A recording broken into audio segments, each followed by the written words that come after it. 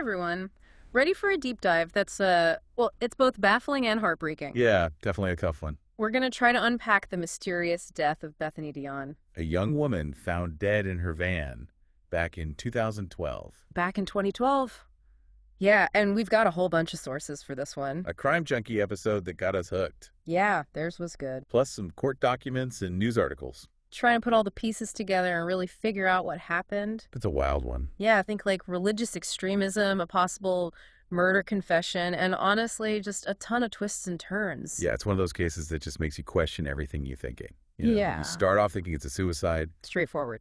but then you get deeper and there's just layers and layers of complexity. It's crazy. So let's set the scene. Okay. It's October 30th, 2012. Halloween's right around the corner. Spooky. And Bethany's van is found in a park near Longview Lake in Kansas City. Right by the lake. She's inside, deceased with a trash bag over her head. But here's the thing. What's that? There are all these unfinished thank you notes scattered around. Oh, wow. Like she was in the middle of writing them, and then... Almost like a staged scene, right? Yeah, it's super strange. Makes you wonder, was this a cry for help that went wrong? Or was there something more sinister going on? Totally. And on top of that, there's a suicide note at the scene. Oh, wow. So they're thinking suicide. But get this. Bethany had just gotten married. Just gotten married. Yeah, like 2 months earlier to this guy named Tyler. So newlyweds, you'd think. Yeah, you'd think it was bliss, right? Totally. But Bethany's parents had no clue. About the suicide note. Well, about everything. They were completely blindsided by her death. Wow. Didn't even know she was struggling. Nope. They said they had no idea she'd been having suicidal thoughts. That's got to be just the worst nightmare for a parent. It's awful. And it makes you think, was she isolated from her support system? That's a good question. I mean, her parents even mentioned she'd been hospitalized for a bit because she wanted to drink windshield wiper fluid. Oh. That's a serious cry for help. Absolutely. And then you've got her husband, Tyler. Right. He claims he didn't tell her parents about her struggles because Bethany asked him not to. Okay. But you have to wonder if there's some control going on there. Especially with what we learn later about the religious group they were part of. It's a huge red flag. Huge. Isolating someone from their family and friends. Classic tactic for groups that want to, like, exert influence over people. For sure. And that brings us to the next crazy twist in this story. Okay, I'm ready. Enter Micah, Bethany's friend and housemate. Okay. He confesses to murdering her. What? And he claims he did it at the urging of Tyler, her husband. No way. I know. Talk about a bombshell. This is where the case goes totally off the rails. Right. Mike is telling the story about the men in the house drugging and assaulting Bethany for months. With Tyler as the mastermind. Wow. But we have to be careful here. Okay, why is that?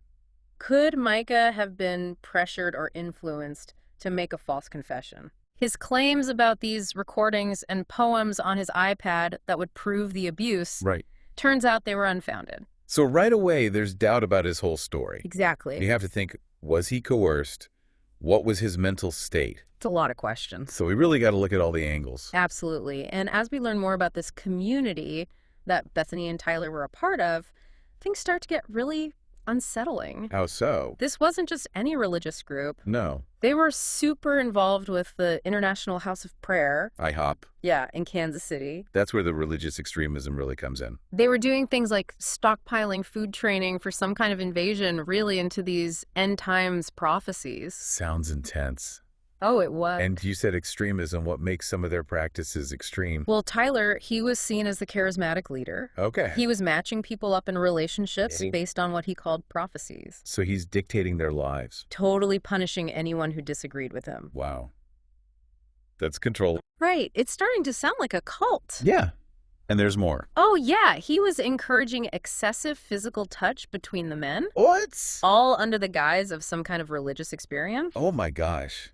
That's a lot. So you've got the isolation from the outside world, the control over relationships, the demand for obedience. Yeah. These are all classic cult tactics Designed to make people completely dependent on the group. for validation and belonging. That's scary to think about. It is. And that focus on the end times prophecies, Which was already a big part of the community. it got even more intense with IHOP. For sure. IHOP denies any involvement in Bethany's death, Right. but their teachings about spiritual warfare and the end times, Yeah. it might have fueled the group's extremist mindset. Okay, so we've got this weird suicide scene, maybe coerced confession, and a religious group with some really concerning practices. Where do we even go from here? Feels like we're peeling back the layers of an onion. And with every layer, it gets more disturbing. Seriously. So remember those inconsistencies we talked about with Micah's confession? Yeah. Well, it turns out he had a history of mental health issues. Oh, really? Specifically what they call psychotic breaks. Psychotic breaks. Yeah. For those who might not know, what does that actually mean? Basically, it means experiencing episodes where you lose touch with reality. Oh, wow. You might have hallucinations, delusions, and your thoughts and behavior can get really disorganized. So not thinking clearly. Not at all. And Micah had a history of these breaks, I see. especially when he thought he was being possessed by demons. Which brings us right back to IHOP. Okay. Micah claimed that IHOP leaders performed an exorcism on him. An exorcism. Yeah, and that this experience pushed him into making that false confession. That's a wild claim. Right. I mean, IHOP denies doing exorcisms, Yeah. but Micah's vulnerability to suggestion and that intense emotional environment of the alleged exorcism. It really makes his confession questionable, For sure. if this is true. Yeah. It makes you think about the potential for manipulation in these groups. Especially when you're dealing with someone who already has mental health struggles. It's a lot to consider. A stark reminder of the power dynamics in these groups. And even though Micah later recanted his confession and evidence debunked his story, some members of the community still believe he killed Bethany. They do. Yeah, and they blame Tyler for manipulating Micah into confessing. Wow, it's like everyone's pointing fingers. It is. You know, even though we're trying to piece together what happened to Bethany, Yeah. I keep thinking about her family, It's hard not to. what they must be going through. The agony of not knowing what really happened to your daughter. I can't imagine. Bethany's father thinks it was suicide, Okay, but her mother suspects foul play. that's heartbreaking. This case has left such a mark on everyone involved. Without a doubt. So Micah, while he's dealing with the weight of his false confession, Right. he blames IHOP, Still. says they manipulated him. Oh, wow. Tyler, though, denies leading a cult, but he does admit some responsibility for Bethany's death. He does. He hinted that his own internal struggles with his sexuality might have played a role. Oh, that's interesting. It's sad how both Micah and Tyler's statements show how destructive the group's teachings were. Yeah. Micah's vulnerability and Tyler's internalized homophobia. They were probably exploited in that controlling environment. Definitely makes you think about the groups that prey on people's vulnerabilities. They offer this sense of belonging and purpose. But at what cost? You lose your individual identity, your critical thinking skills. So what about the investigation? Did they find anything concrete?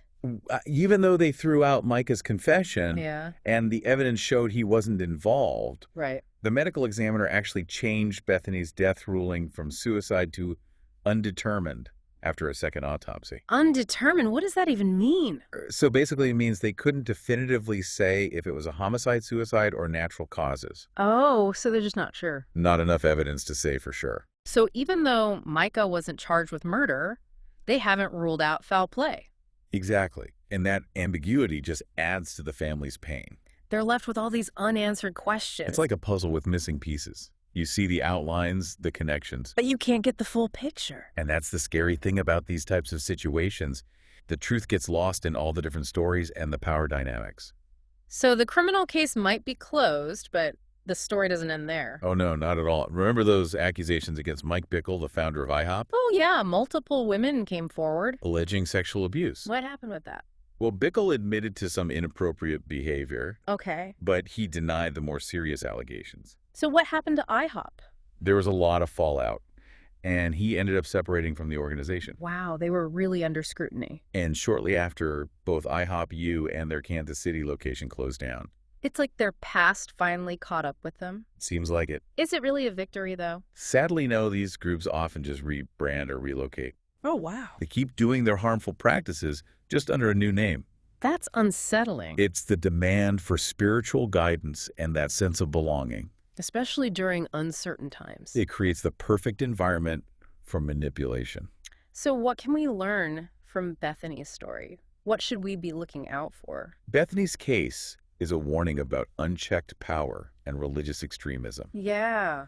We have to watch out for groups that demand total obedience, Yeah. isolate people from their families and friends, Okay. and promote those rigid ideologies that demonize anyone outside the group. It's scary how easily people can get caught up in that. It is, so it's not just about being aware of these groups. No, It's also about knowing what a healthy community looks like. that's a good point. Healthy communities encourage you to think critically. Right. They respect your individual choices, Yeah. and they prioritize the well-being of their members. Not just blind faith. Exactly. They encourage questions and different viewpoints. So it's not about blindly following. No, you have to think That's for cool. yourself. We have to remember the human cost in all of this. Bethany, her family, everyone affected by this. It's more than just a sensational story. Their pain, their search for answers.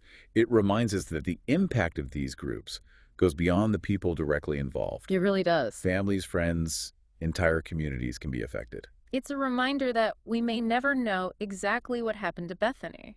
But her story shows us the devastation that can happen when people lose their autonomy. And are subjected to that kind of influence. Exactly. It highlights the need for critical thinking, healthy skepticism. And the courage to question those in power. I know we've covered so much. It's a lot to take in. But I keep coming back to the biggest question. If Bethany didn't die by suicide, and Micah didn't murder her, then what happened that night? It's the million-dollar question, isn't it? That undetermined ruling just leaves this huge gap. It's like we have all the puzzle pieces, but we're missing that one key piece. That would finally make it all click into place. Exactly. And it's what's so frustrating about these cases. The truth gets buried under all these layers of stories and power and fear. It's a reminder that justice isn't always simple, and sometimes we may never get the answers we want. It's tough to accept. So as we wrap up our deep dive into Bethany Deon's case, what's the one thing you hope people take away from all this? I think Bethany's story, as tragic and unfinished as it is, it reminds us that we have to be critical thinkers. In cases like this and just in our everyday lives, Exactly. We can't just accept everything we're told. we have to be wary of those groups or people who demand total loyalty, who isolate us from our loved one. Or use fear and manipulation to control us. Absolutely. It's about trusting our gut feeling, knowing the red flags, and making our own choices. Especially when it comes to our beliefs. Couldn't agree more. Bethany's case might be unsolved, but it's a lesson about the harm that can happen when people lose their autonomy. And are subjected to that kind of influence. It's a message worth sharing. We all have a responsibility to look out for each other. To challenge those harmful ideas and create spaces for open dialogue and critical thinking. Let's make that our mission.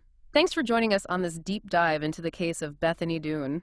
It's been a tough one. We hope you found it insightful. Stay curious, stay informed, and as always, stay safe out there.